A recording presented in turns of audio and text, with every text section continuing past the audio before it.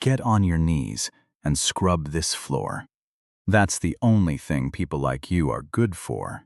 The security guard had already shoved past her once. Now the man in the charcoal suit stood over her, close enough that she could smell his cologne, and dropped a wet gray rag directly onto her shoulder.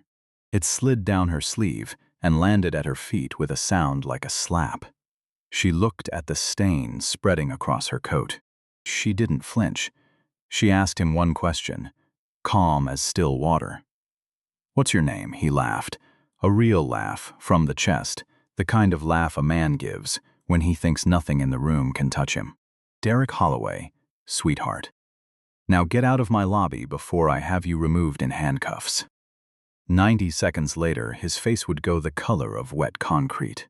But to understand why, you have to go back 9 hours, before the rag, before the sneer, before Derek Holloway's entire life folded in on itself, in front of 30 strangers and 4 cell phone cameras. Simone Carter woke up at 4:52 in the morning in a 2-bedroom rental unit off Freedom Drive in Charlotte, North Carolina. No alarm clock. She'd stopped needing one years ago, back when 5 a.m. wasn't a choice. It was a job requirement. Her building had thin walls and a radiator that clanked twice before it warmed up. Her neighbors believed she managed a chain of laundromats. They weren't entirely wrong about the laundry part. Simone Carter was the founder and chief executive officer of Ashworth Capital Group, a hospitality investment firm that controlled 16 properties across 9 states, with a portfolio valued at just over $9 billion.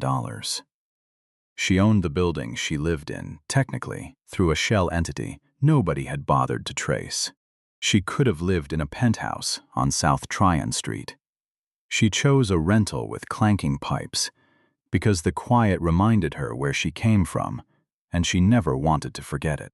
She made coffee in a chipped enamel percolator that had belonged to her grandmother. On the counter beside it sat a single photograph in a cheap dollar store frame. A woman in a gray housekeeping uniform, hairnet pinned tight, pushing a linen cart down an endless carpeted hallway. Ruth Carter. 26 years at the Belmont Regency Hotel in Richmond, Virginia. 26 years, and she was never once allowed to walk through the guest entrance. Employees used the alley door, rain or shine, and if you forgot, you were written up. Simone's tablet glowed on the counter with a report she had already read 4 times.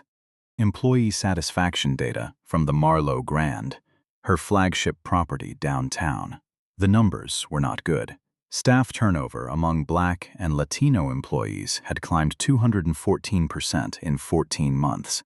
4 internal discrimination complaints had been filed in that window. All 4 closed. Insufficient evidence, every single time, signed off by the same regional operations director, Derek Holloway. Simone set her mug down without a sound. She pulled on a plain gray cardigan. No jewelry, scuffed white sneakers that had seen 4 winters. She wanted to look like exactly nothing. That was always the point of these visits. She never sent an assistant. She never announced herself. If you wanted to know what a building actually was, you had to walk through it as a nobody and watch how the somebodies treated you. Today, the Marlowe Grand was going to show her exactly what kind of building it had become. And it had no idea who was about to walk through its doors. The Marlowe Grand sat on South Tryon Street, 28 floors of glass and honed limestone, the kind of hotel where a single night in the corner suite cost more than most people's rent. The lobby smelled of white gardenia and lemon oil. A crystal chandelier, the size of a delivery van, hung above the marble floor, throwing tiny prisms of light across the room. Somewhere behind a wall of ferns, a jazz trio played something low and unbothered. Everything about the room whispered money. Underneath it, something had gone quietly rotten, and if you paid attention, you could smell it beneath the gardenia. You could see it in the way the black bellhop's shoulders dropped an inch the moment a supervisor rounded the corner. You could see it in the way Malik Jefferson, 23 years old, front desk clerk, kept his customer smile stapled on, while his jaw stayed tight enough to crack a tooth. You could see it in the way Yolanda Price, a housekeeper who'd been promoted to guest relations 11 weeks earlier after posting the highest guest satisfaction scores on the floor, pushed her cleaning cart with her eyes fixed on the marble, never once looking up. That divide wasn't an accident. It had an architect. And the architect pulled his black BMW into the spot marked General Manager at 7:41 that morning, checked his teeth in the rearview mirror, and walked through the front doors like the building owed him rent. Morning huddle. Staff lined up in the service corridor. Derek Holloway scanned the row of faces and started dividing the world in front of him. Front desk, concierge, VIP check-in, Bradley, Simmons, Whitfield. All white. Housekeeping, laundry, loading dock, Jefferson's cousin Andre, Ruiz Thompson. All black and Latino. Same pattern every single morning, and nobody in that hallway needed it explained to them twice. Then he turned to Yolanda Price, back to housekeeping starting today. Her mouth opened. "Sir, I was reassigned to guest relations in guest presentation matters, Yolanda. Our clientele has certain expectations." He didn't finish the sentence. He never did. The silence did the rest of the work for him. Yolanda picked her cart back up and disappeared down the corridor without a word. That was 8:02 in the morning. By noon, Derek Holloway would meet Simone Carter. He had absolutely no idea it was coming. A yellow cab dropped Simone off at 11:38. No town car, no driver holding a sign with her name misspelled on it. She stood on the sidewalk a moment, looked up at 28 floors of glass catching the midday sun, then walked toward the entrance behind a well-dressed white couple carrying shopping bags from the Apple store on the corner. The doorman held the door wide for them. "Welcome back, Mr. and Mrs. Ashford." Warm smile, easy eye contact. The smile evaporated the instant Simone reached the door. He looked past her through her, the way you look past a lamppost. He let the door start to swing shut. She caught it herself. Inside, the air hit her face, that expensive overchilled hush every luxury lobby seems to manufacture. She stood still for a moment. Not nerves, observation. To her left, a woman in yoga pants crossed the lobby with a green smoothie and no room key visible anywhere on her person. Nobody stopped her. To her right, a Latino bellhop hauled 3 oversized suitcases toward the service elevator, while a floor supervisor snapped, "Pick up the pace. Ruiz, guests are waiting," without so much as a glance in his direction. Simone filed it away. She always did. At the front desk, Malik Jefferson looked up and produced the smile he'd practiced so many times it had stopped reaching his eyes. "Good afternoon, ma'am. Checking in today?" "Just visiting," Simone said. "I had a few questions about how the property runs." Something behind his eyes flickered, a door cracking open half an inch before slamming shut again. "It's a good place to work," he said, and his mouth said fine while his jaw said something entirely different. She recognized that look. It was the look of someone who had learned to swallow things whole without chewing them first. "Could I speak with the manager on duty?" His fingers hovered over the radio clipped to the counter. "Can I tell him what it's regarding?" "Operations," she said simply. He keyed the radio. "Mr. Holloway, there's a visitor up front asking about operations." The radio crackled back, already annoyed. "Operations? Who is it?" She didn't give a name, sir. A long pause. A sigh loud enough to carry through the static. "Fine. I'm coming down." Malik set the radio back on the counter and wouldn't meet her eyes. "He'll be right down," he murmured. Then, almost under his breath, so quiet she almost missed it, "Good luck." She heard it anyway. She filed that away too.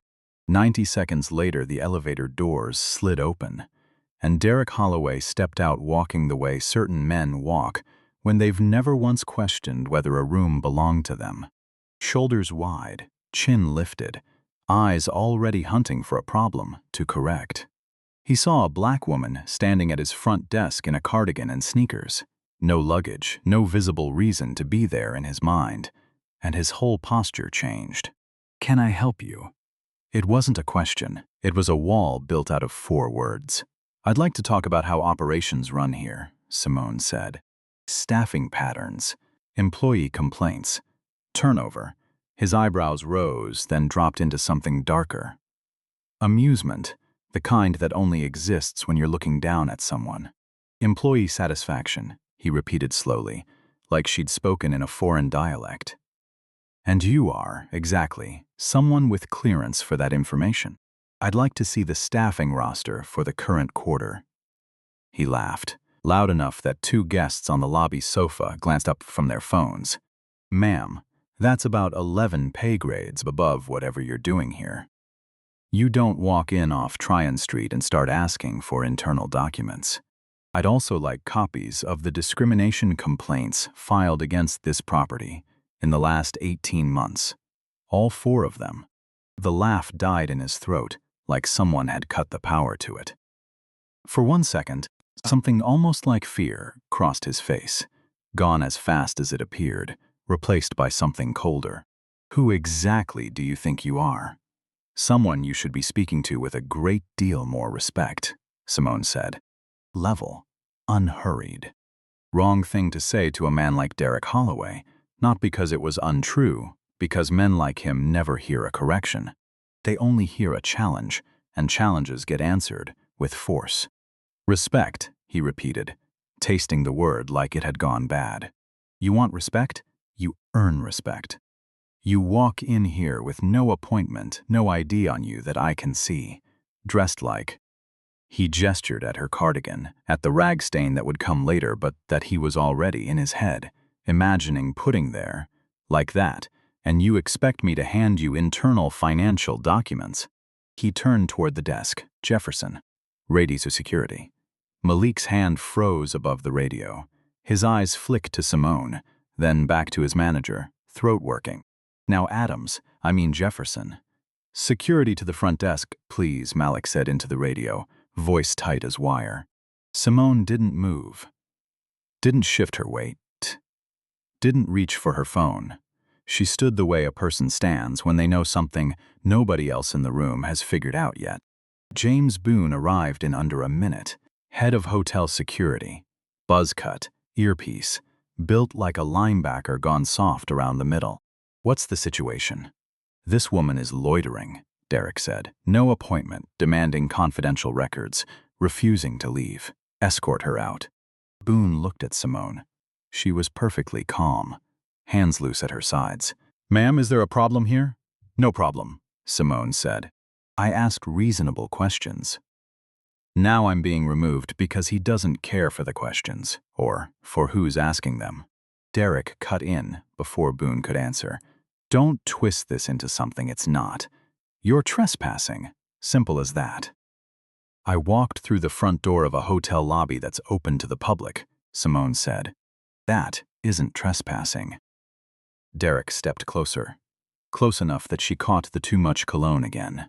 His voice dropped low, but every syllable still carried across the marble. "Let me make something crystal clear. I don't care who sent you or what agenda you're running. This isn't a shelter. This isn't a soup kitchen. This is a 5-star property, and you do not belong in it." The word belong hit the room like a dropped glass. Malik's head sank toward the counter. A housekeeper crossing the far end of the lobby slowed her steps without turning around. A white guest near the concierge desk suddenly found something urgent to read on his phone. Everyone understood exactly what had just been said and exactly what it meant. Derek straightened his tie and turned to Boone. "Get her out. If she resists, call the police." He pulled out his phone before Boone even answered. Simone reached into her own pocket, unhurried, and pressed a single number on speed dial. 1 ring, 2. A voice answered. "Bring the folder," she said quietly. Now, she hung up and looked at Derek. "You might want to hold off on that call." "Too late," he said, already smirking, phone at his ear. "Yes, 911.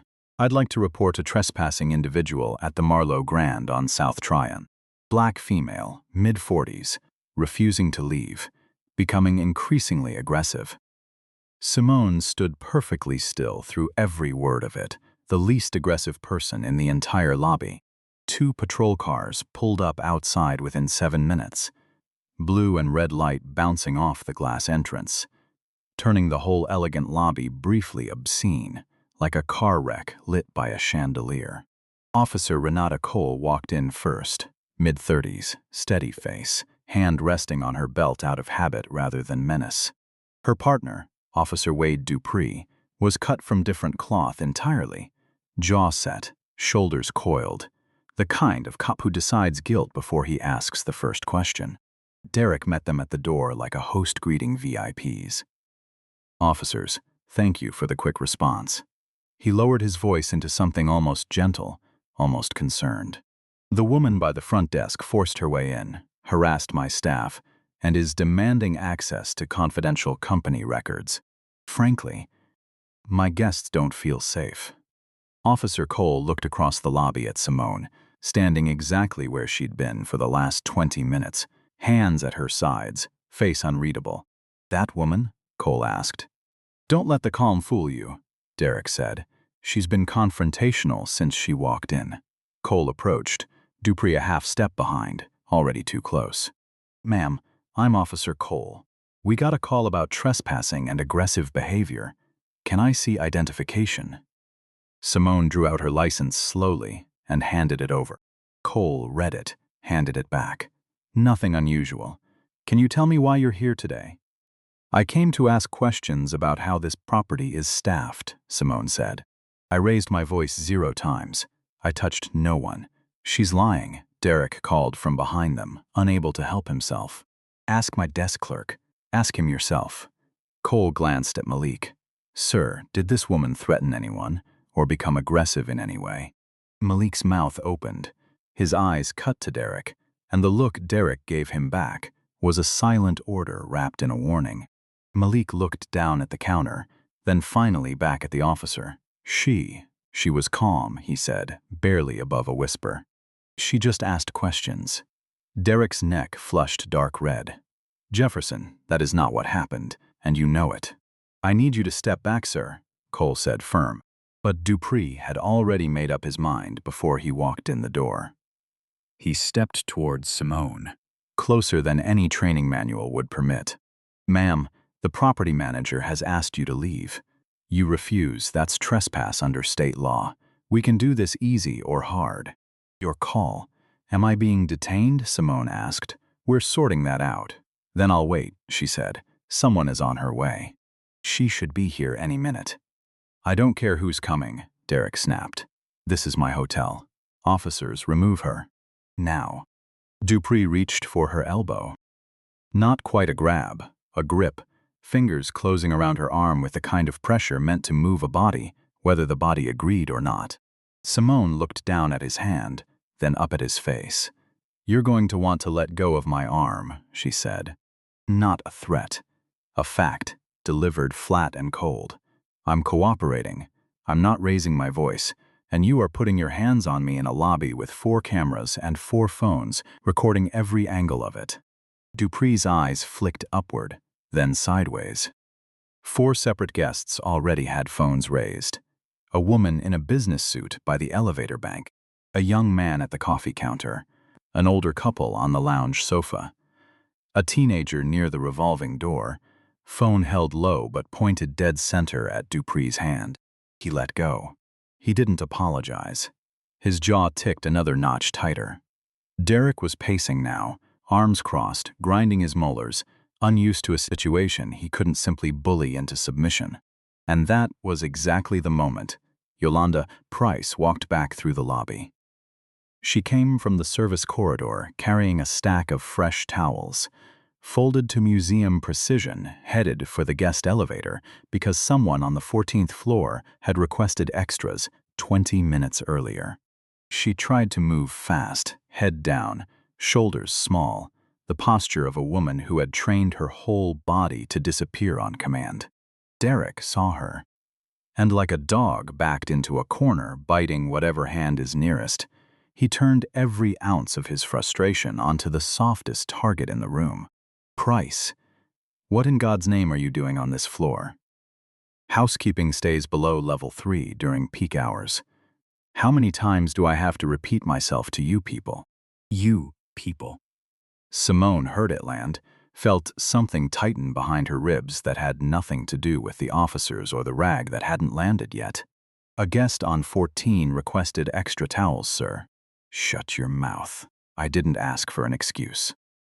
He stepped in close, his voice dropping instead of rising, which was somehow worse. The controlled volume of a man who knows nobody in the building will stop him. Every single day, Yolanda. Every single day I have to babysit you people because you can't follow one basic instruction. You're not smart enough for guest relations. You're barely smart enough to fold a towel straight. He pointed at the neat stack in her arms. And you can't even manage that anymore. You're written up. 3rd time this quarter. 1 more strike, and you're finished in this city. I will make sure of it personally. He leaned in until Yolanda could feel his breath. Now get out of my sight before I change my mind and fire you on the spot. Yolanda turned toward the corridor. Her shoes squeaked once against the marble, the only sound in a lobby that had gone completely silent. The towels trembled in her arms. A single tear slid down her cheek, and she wiped it against her shoulder without breaking stride. She didn't look back. She couldn't afford to. Simone watched her disappear around the corner, and something in her jaw tightened, a small muscle flickering near her temple. Her fingers curled at her sides, not into fists, into something quieter and far more dangerous. She thought of her grandmother pushing a linen cart down an identical hallway 40 years earlier, head down, mouth shut, 26 years of swallowed words. Same hallway, different decade, same silence. The jazz trio kept playing. Nobody heard a note of it. Through the glass entrance, a black Escalade pulled to the curb. Simone didn't smile, didn't exhale, but something shifted in her posture, the way a chess player straightens the instant the final piece slides into place. The door opened. A woman stepped out, early 50s, a charcoal suit sharp enough to cut paper, heels striking the pavement like a gavel coming down. Patricia Vance, chief legal counsel of Ashworth Capital Group, carried a leather briefcase in one hand and a manila folder in the other, and crossed the lobby in a dead straight line, acknowledging no one. Not the officers, not Derek, not the 4 phones still recording. She stopped in front of Simone, opened the briefcase, and handed over a second folder without a word. A single nod passed between them. "Who the hell are you?" Derek demanded. Patricia didn't look at him. She produced a business card from her jacket and handed it directly to Officer Cole. Cole read it, her lips parted. Her eyes went from the card to Simone, then back to the card, and then she turned to her partner. "Stand down," she said, barely above a whisper. "What?" Dupree frowned. Cole didn't repeat herself. She stepped back, hands off her belt, the posture of someone who had just realized which side of the room she was standing on. Derek saw all of it, the officers retreating, Patricia standing beside Simone like a loaded weapon with the safety just clicked off. His face began draining of color, slowly, the exact shade of a man about to faint but not yet allowed to. Simone opened the folder. She didn't rush. She opened it the way a surgeon opens an instrument tray, already knowing precisely what she intended to cut. Inside was a single laminated ownership registry. Ashworth Capital Group, Property Holdings, and beneath it, a name, Simone Carter, founder and chief executive officer. She held it up, not high, not theatrical, just high enough for Derek to read every word. He didn't read it right away. His eyes were still bouncing between Patricia and the retreating officers, still trying to calculate what had gone wrong. Then his gaze finally landed on the letterhead, on the name. His mouth opened. Nothing came out of it. "Mr. Holloway," Simone said, and she didn't need volume because the lobby had already gone quiet enough to hear a heartbeat. "My name is Simone Carter." I am the founder and chief executive officer of Ashworth Capital Group. We own the Marlowe Grand, along with 15 other properties across 9 states. I approved the renovation budget you overran last quarter by $340,000. I signed off on the staffing expansion you requested in February. Every 2 weeks when your paycheck clears, my signature authorized it. She lowered the folder and looked him dead in the eyes. I'm the woman you just called people like you. Silence. Not the tense silence from before, a different species entirely, the kind that settles after a detonation, before anyone knows what's still standing. Derek's face didn't drain slowly this time. It went all at once, like someone had pulled a plug behind his eyes, and every ounce of self-assurance had poured straight out through the hole. His lips moved. Sounds came out, not words, fragments. You, that's I didn't. Simone didn't wait for him to assemble a sentence. In the last 18 months, 4 employees at this property filed formal discrimination complaints, she said. All 4 closed. Insufficient evidence every time. She opened the second folder and held up a printed page. I have the intake reports. I have the dismissal memos. Your signature is on every single one, not as a witness, as the subject. His mouth closed, opened again, closed. I came here today unannounced because I wanted to see, with my own eyes, whether those complaints had merit, she went on. I didn't bring an entourage. I didn't wear a name tag. I wanted to see what this building does when nobody important is supposedly watching. And here's exactly what I saw. Her voice never wavered. Steady, surgical, each sentence laid down like a brick. I watched a doorman decide I wasn't worth holding a door for. I watched you tell your front desk clerk to call security on a woman standing perfectly still. I heard you call 911 and describe me as aggressive while I hadn't moved an inch. I watched an officer put his hands on me because you lied to dispatch, and then I watched you humiliate a woman named Yolanda Price in front of this entire lobby for the crime of delivering towels a guest asked for. She glanced toward the corridor where Yolanda had vanished, then back at Derek. You didn't just disrespect me, Mr. Holloway. You showed me exactly how you run this building, and you showed every camera in this ceiling and every phone in this lobby at the same time. Derek's knees buckled. Not enough to drop him, just enough to sway. A tremor that started somewhere in his legs and climbed.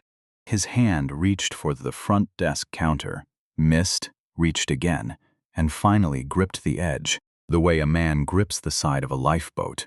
Miss Carter, I had no idea who you. That's the entire problem, Simone said. You had no idea who I was. So you treated me like I was nothing. Which means the real question is how many other people in this building you have treated exactly the same way, who didn't happen to have legal counsel waiting outside in an SUV. Derek opened his mouth again. Simone raised one finger, just one. He closed it. She turned to Patricia and nodded once. Patricia stepped forward and produced a second document from the briefcase, crisp, white, already carrying 2 signatures at the bottom. Simone Carter, Chief Executive Officer, Renee Ashford, Vice President of Human Resources, a termination letter. Patricia held it out. Derek didn't take it. She set it on the counter in front of him instead. Mr. Holloway, Simone said, your employment with Ashworth Capital Group is terminated, effective immediately. Your access credentials have already been deactivated remotely. Mr. Boone will escort you to collect your personal belongings. You have 15 minutes. Derek stared down at the letter, his own name typed neatly across the top, his title already rendered in the past tense. His legs finally gave. Not a collapse, a slow folding, the way a man goes down when he's been standing on cracking ice and finally hears it give way beneath him. For 5 full seconds, nobody in that lobby moved. The jazz trio kept playing behind the ferns, a saxophone solo drifting warm and untroubled through the wreckage at the front desk, absurd against everything that had just happened. Then Derek started talking again, because men like him always do. Miss Carter, please. His voice cracked. 8 years. I've given 8 years to this property. The occupancy numbers, the renovation, that was all me. And the 4 discrimination complaints, Simone said. Those were all you too. Those were misunderstandings. I'm not. I don't see color. I treat everyone the... You called a woman one of you people twice in the same hour. Derek. That's not a defense. That's a confession with a witness list. He switched tactics. Denial collapsing straight into bargaining. I'll take the training. I'll apologize to every employee personally. Demote me. Transfer me. Just don't end it like this, not in front of everyone. He looked around. At the staff, the guests, the phones still recording from 6 different angles. Please. I have a mortgage. My daughter starts college in the fall. Yolanda Price has a daughter too, Simone said. Single mother. Works doubles 4 nights a week. And you screamed at her in this lobby for delivering towels a guest requested. Called her stupid. Threatened to end her career in this entire city. Derek had nothing left. No angle. No argument. Nowhere to stand. He looked like an empty suit with no one left inside it. Patricia Vance stepped forward. Voice clipped and precise. Mr. Holloway, our legal team will be conducting a full review of your entire tenure. Every staffing decision, every complaint you closed, every internal communication with your name on it. Additionally, we are referring your 911 call to the district attorney's office. Filing a false police report is a criminal offense in this state. You described Ms. Carter as aggressive while security footage, and the responding officer's own body cameras will show her standing motionless. You may want to retain an attorney of your own. Derek's chin dropped to his chest, his shoulders folded inward like a suit hung on a wire hanger with nothing left to fill it. James Boone finally stepped forward, having watched the last 12 minutes with his face cycling through confusion, then dawning horror.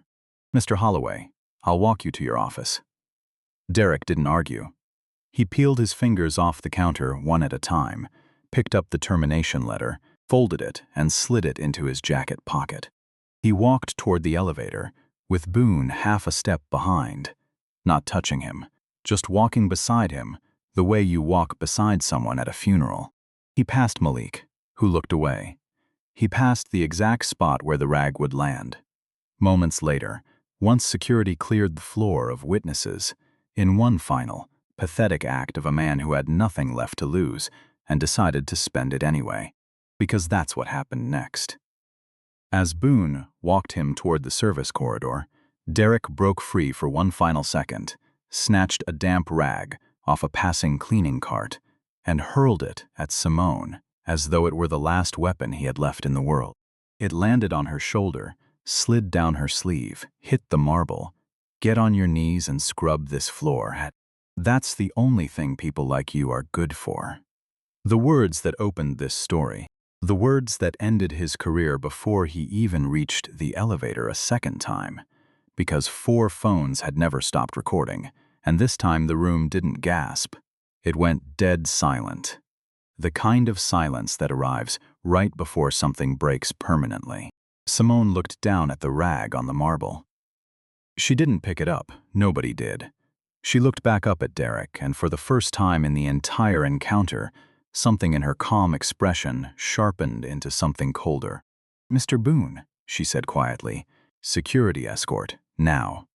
And add attempted assault to the incident report. Boone's hand closed around Derek's arm, this time with the full authority of a man who finally understood exactly who he was protecting.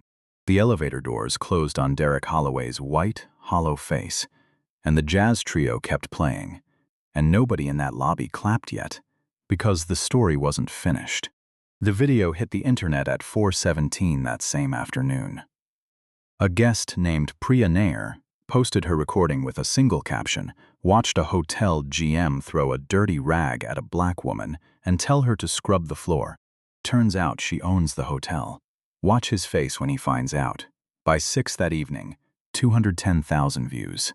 By midnight, 3 million. By the following afternoon, past 4 million and climbing faster than the platform's own analytics could track. A second clip surfaced from the teenager by the revolving door. Derek screaming at Yolanda, calling her stupid, threatening her career. His voice sharp enough to cut through the ambient jazz. A third clip, filmed from the coffee counter, showed Officer Dupree's hand gripping Simone's elbow and releasing it 10 seconds later, looping endlessly across every platform that existed. Headlines fell like dominoes. Hotel GM throws, rag at guest, doesn't know she's his boss. Charlotte Observer, racial profiling caught on camera at downtown luxury property. He told her to mop floors. She owned the building. By Thursday, Derek Holloway's name was the #1 trending topic in the country. He deleted every account he had. It made no difference at all. Screenshots travel faster than deleted fingers ever could. Ashworth Capital launched a full internal investigation the next morning. Simone appointed an independent panel, 3 outside employment attorneys, 1 workplace equity consultant, 0 internal staff, 0 favors owed to anyone. The findings came back in 9 days, and they were worse than anyone had braced for. Derek Holloway had been operating a 2-tier staffing system for at least 4 years. Black and Latino employees were funneled systematically into low-visibility, low-tip positions, housekeeping, laundry, loading dock. White employees received concierge, front desk, VIP relations. Not accidental, not occasional. An unwritten policy enforced daily, in front of everyone, for years. In 4 years, Derek had recommended 19 employees for promotion. 17 were white. Performance reviews told the same story from a different angle. Staff of color consistently scored lower, even when their guest satisfaction ratings outperformed white colleagues by a wide margin. Yolanda Price's file was the most damning of all. 3 glowing guest reviews in a single month, followed immediately by a needs improvement rating and an unexplained demotion, signed by Derek Holloway. Then the internal emails surfaced. Derek describing a black applicant as not exactly front-of-house material, recommending against promoting a Latina supervisor because she wouldn't quite fit the brand image, and the message that made national news 2 days later. A forwarded photo of his all-white front desk team, subject line, finally got the lobby looking right. 14 former employees came forward within a week of the video going viral. Different names, different exit dates, the exact same treatment, the exact same silence from every level above him. Ashworth referred the entire file to the Equal Employment Opportunity Commission. The EEOC opened a formal investigation within days. Then came the lawsuits. 11 former and current employees filed a joint civil action against Derek Holloway personally.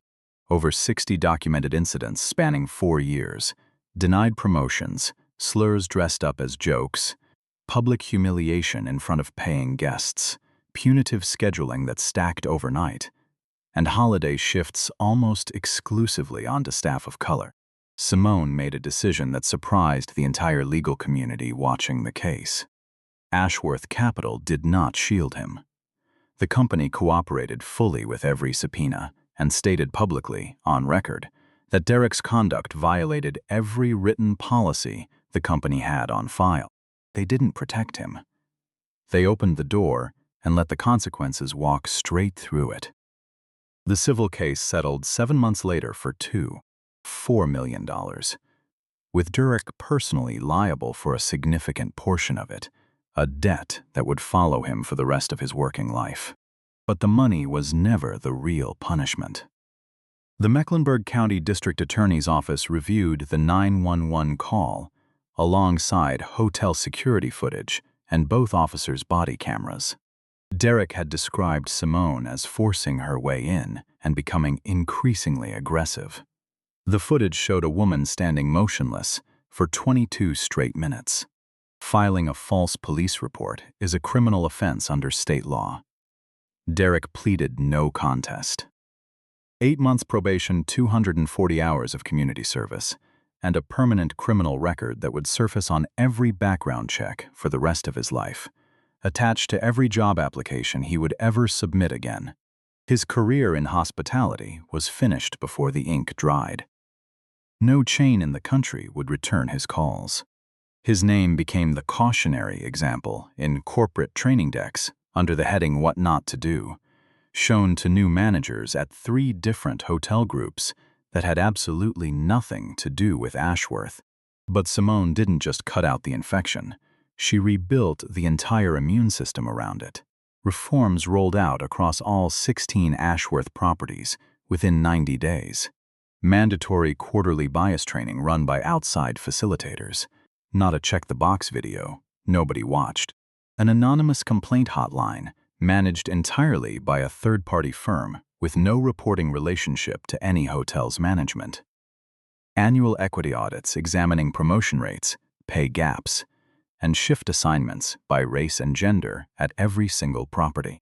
And a $750,000 scholarship fund for hospitality workers of color, named the Ruth Carter Fund, after a woman who had cleaned rooms for 26 years and never once been allowed to walk through the front door. She polished every single morning. Yolanda Price was promoted. Not reinstated, promoted. Past the guest relations role she'd been demoted out of, straight into assistant front desk manager, a position she had applied for twice under Derek and been denied both times. She accepted the offer on a Tuesday morning and cried in the break room afterward. Not sadness. Relief. The specific kind of relief that only arrives when someone finally says out loud the thing you'd known in your bones for years. It was never your fault. Malik Jefferson entered Ashworth's Leadership Development Program within the month. Within a year, he became the youngest front desk supervisor in the property's history. The same young man who once whispered good luck to a stranger he was too afraid to defend out loud, now running that exact desk himself, training every new hire with the same 2 sentences on their very first day. You belong here. Don't let anyone convince you otherwise. Employee satisfaction scores at the Marlowe Grand, once the lowest in the entire Ashworth portfolio, climbed to second highest company-wide within 12 months. It turned out the building had never been the problem. The man running it had been the entire problem, standing in the lobby every morning in a tailored suit, mistaking cruelty for standards. So where is everyone now? Simone Carter still runs Ashworth Capital Group, still worth just under $2 billion and climbing. 2 more properties added to the portfolio last year, a mixed-use development breaking ground in Nashville. Success changed absolutely nothing about her. She still does unannounced visits, still shows up in a cardigan and worn sneakers, no entourage, no name tag. She still watches how doormen greet a black family walking up compared to a white one. She still rides service elevators and counts the faces, notes who looks relaxed and who looks like they're bracing for something. Last month she visited a property in Savannah, wearing jeans and a plain gray sweater. A young bellhop greeted her before she'd taken 3 steps inside, bright and unhesitating. "Welcome, ma'am. Can I help you with anything today?" No second look, no sizing her up, no suspicion in his eyes at all. She didn't tell him who she was. She never needs to, because that was always the entire point. You shouldn't have to own the building to be worth a hello. Yolanda Price is thriving. 6 months after the incident, she was promoted again. Full guest relations manager for the entire property. Not a sympathy title. Earned on the highest guest satisfaction scores on her floor, and a team retention rate, double the company average. She trains every new hire personally now, the same words every single time. First day, first hour. You belong here. Don't let anyone make you feel otherwise. When a local reporter asked her about that afternoon, the towels, the humiliation in front of a lobby full of strangers, she went quiet for a long moment before she answered. "I thought nobody saw me," she said. 3 years believing I was invisible, That no matter how hard I worked, I'd always just be the woman with the cart, the one who wasn't allowed above the third floor during peak hours. Turns out the one person who actually mattered was standing right there the whole time. And she didn't look away. Derek Holloway has not worked in hospitality since. Public records show he relocated out of state to a warehouse logistic job that pays a fraction of what he once made. No public statement, no apology. Not one, not to Yolanda, not to Malik, not to any of the 14 former employees who came forward. His name still auto-completes on search engines with the words "Rag Hotel Manager Video" attached to it forever. Some people fall and rebuild. Some people learn something from the wreckage. Derek Holloway simply vanished into it, and as far as anyone can tell, he never once said the words "I was wrong" out loud to another human being. The Marlowe Grand became something nobody predicted the day that Rag hit the marble floor.